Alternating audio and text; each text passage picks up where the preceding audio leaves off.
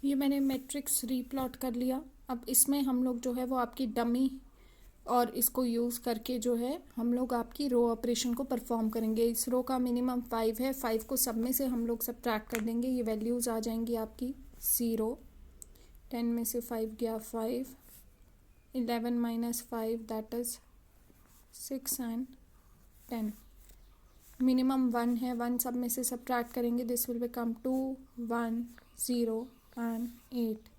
यहाँ पे minimum value 2 है, सब में से सब्ट्रैक्ट करेंगे 0, 5, 1 एंड 2।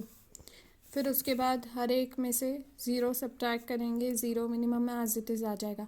अब हमने बात की थी कॉलम ऑपरेशन परफॉर्म करते हैं। अगर आप देखो हर एक कॉलम में एक 0 आ रहा है, इसमें से 0 सब्ट्रैक्ट करेंगे, यही एज इट इज़ बन जाएगा। इसमें से 0 सब्ट्रैक्ट करेंगे, इसमें से 0 करेंगे, इसमें से 0 करेंगे, तो हम लोगों का जो है सेम यही मैट्रिक्स रिट्रेस हो जाएगा। तो कॉलम ऑपरेशन परफॉर्म करके यानी हमारा मशीन अपॉर्चुनिटी कॉस्ट यही वाला आ रहा है, इसमें कोई भी हम लोगों का जो है वो डिफरेंस नहीं आया।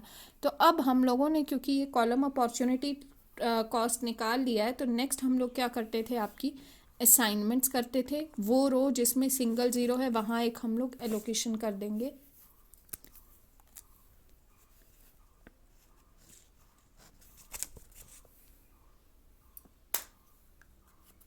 यहाँ पर क्योंकि मैंने इधर एक एलोकेशन कर दी, that means row wise allocation की थी, इस कॉलम में फर्दर कोई एलोकेशन नहीं हो सकती।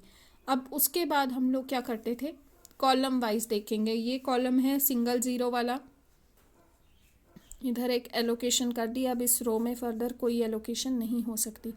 फिर रो वाइज देखेंगे, ये रो सिंगल 0 वाली है, यहाँ पर एक एलोकेशन हो गई, दैट मीन्स अब इसके कॉरस्पॉन्डिंग और कोई एलोकेशन नहीं होगी।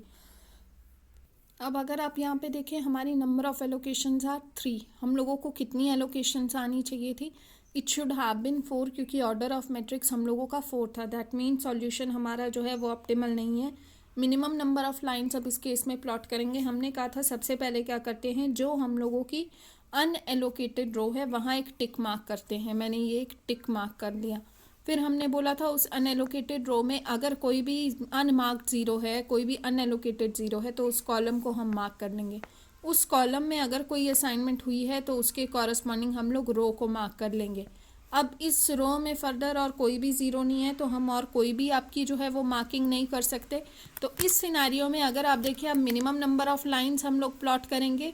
कहाँ से प्लॉट करते हैं, जो आपकी अनमार्क्ड रो है। मैं इस तरीके से इसको दूसरे कलर से रिप्रेजेंट कर रही हूँ, ये 1, ये 2 और हमारा जो मार्क्ड कॉलम है, ये हम लोगों की जो है यहाँ पर 3 मिनिमम नंबर ऑफ लाइंस आ गई। अब हम इसमें आइट्रेशंस कैसे करते थे, मैं इसको थोड़ा सा डार्क कर देती हूँ। ये फर्स्ट लाइन,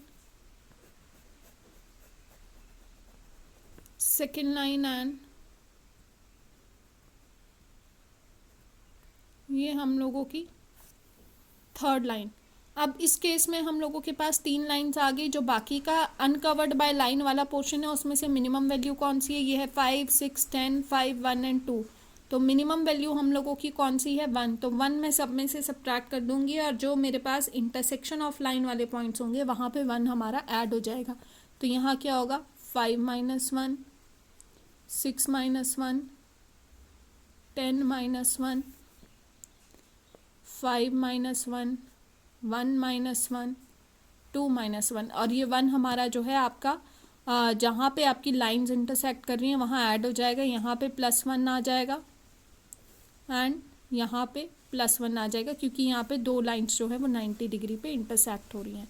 तो अब ये हमारे पास, इसके बेसिस पे हम एक नया टेबल प्लॉट कर लेते हैं। अब इसमें हम लोग जो है वो आपका नया टेबल बना लिया, उसमें वैल्यूज़ को कैलकुलेट करेंगे। जो हमारी कवर्ड बाय लाइन है और इंटरसेक्शन पॉइंट नहीं है वो तो एज इट इज़ आ जाएगा। दैट मीन्स ये वैल्यू आ जाएगी हमारी 0।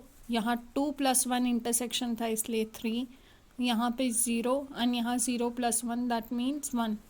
अब ये हमारा लाइन से कवर नहीं था, 5 माइनस 1 यानी कि 4, ये लाइन से कवर था एज इट इज़। 5 माइनस 1 यानी कि 4, ये लाइन से कवर था एज इट इज़। ये पूरा लाइन से कवर्ड है, इसको मैंने एज इट इज़ लिख लिया। ये वाला भी लाइन से कवर्ड था, इसको भी मैं एज इट इज़ यहाँ पर जो है वो आपका नोट कर लेती हूँ।